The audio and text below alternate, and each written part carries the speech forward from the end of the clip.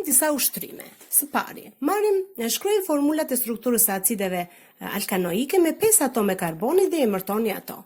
Çfarë do të bëjmë fillimisht? Fillimisht do të vendosim skeletin karbonik me 5 atome karboni. Duhet të dimë që grupi funksionor është COOH dhe fillojmë numërimin nga atomi përkatës i karbonit të grupi funksionor 1, 2, 3, 4, 5. Më pas i plotësojmë me hidrogjene dhe emërtojmë pikërisht e kemi acidin pentanoik. Vazhdojmë me të dytin, vendosëm 4 atome karboni, një e varim pikërisht e karboni 2, sepse vetëm këtu mund të varim dhe nuk mund të varet dot te karboni i grupit funksionor, i plotësojmë me hidrogjene dhe bëjmë emërtimin 1, 2, 3, 4, metili dhe themi acidi metil 2 butanoik.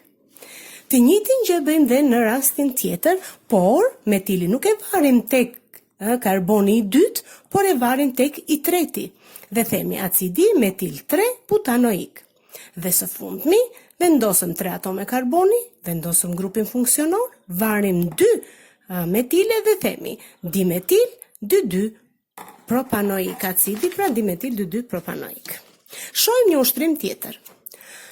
12 gram një acidi monokarboksolik neutralizohet nga 430 ml tretësirë 0.5 molare NaOH pra hidroksid natriumi, cila është formula e acidit. Shkruajmë të dhenat.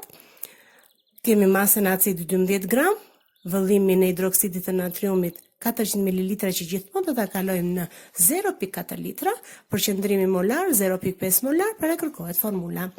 Shkruajmë reaksionin e përgjithshëm të bashkëveprimit dhe kemi CN H2N plus 1 COOH, që është formula e përgjithshme e acideve alkanoike, plus hidroksidin e natriumit dhe na formohet CN H2N plus 1 CO na plus ujë.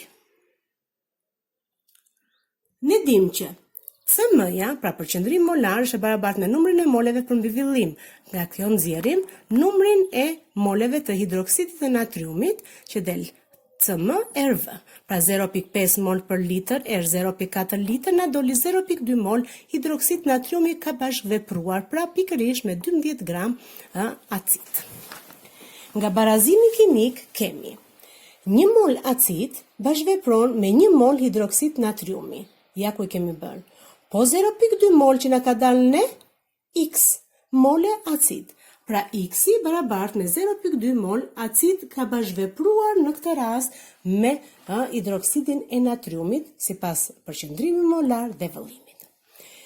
Tani duhet të gjejmë masën molare të kujt të acidit, sepse ne dim numrin e moleve, ne dim dhe masën në gram të tij. Pra ne dim që formula kryesore e numrit të moleve është N barabartë me masë në gram për me masë molare. Prej këtij nxjerrim masën molare të acidit, i cili është masë për mbi pikërisht mol. Pra 12 gram për mbi 0.2 mol na del 60 gram për mol. Pra masa e 60 gram për mol. Meqense kemi formulën e përgjithshme, ne themi që CnH2n plus 1 COOH është e barabartë me 60.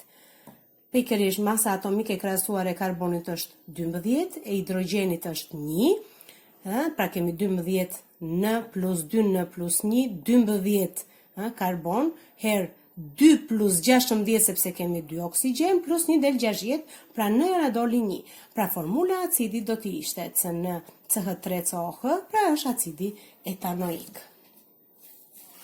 Shohim një ushtrim tjetër. Një përbërje organike përmban 54.54% karbon, 36.36% oksigjen dhe 9.1% hidrogen. Masa molare e përbërjes është 88 gram për mol. Gjeni formulën kimike të substancës. Pra shkruajmë të dhëna si gjithmonë dhe na kërkohet formula. Dëshojmë zgjidhjen. Ne dim që 1 mol i kësaj substance, meqense na është dhënë masa molare, është 88 gram. Në 100 gram përbërje kemi 54.54 gram karbon, po në 88 gram përbërje X, pra bëjmë thjesht rregullin e treshit e na del 47.99 gram karbon. Të njëjtën gjë bëjmë dhe për dy elementet e tjerë, pra oksigjenin dhe hidrogenin. Pra në 100 gram përbërje kemi 9.1 gram hidrogen, në 88 gram kemi y gram hidrogen, pra na doli 8 gram hidrogen. Po kështu dhe për oksigjenin, në 100 gram përbërje kemi 36.36 gram oksigjen, po në 88 zeta 31.99 gram pikërisht 31.9 gram oksigjen. Gjejmë numrin e moleve për secilin prej tyre duke pjesëtuar me masën atomike të krahasuar të tyre. Pra, numri i moleve të karbonit, pra masën që dolëm ne përmbi 12, na doli 3.99 mol, 8 përmbi 1, sepse kaq e ka hidrogjeni, na doli 8 mol atome, pra mol atome karbon, mol atome hidrogen. Dhe për oksigjenin, 31.9 gram përmbi 16 gram për mol, na doli 1.99 mol atom oksigjen. Bëjmë raportin e karbon, hidrogen dhe oksigjen, duke pjesëtuar me më të voglin prej tyre, dhe më i vogli është 1.99 mol.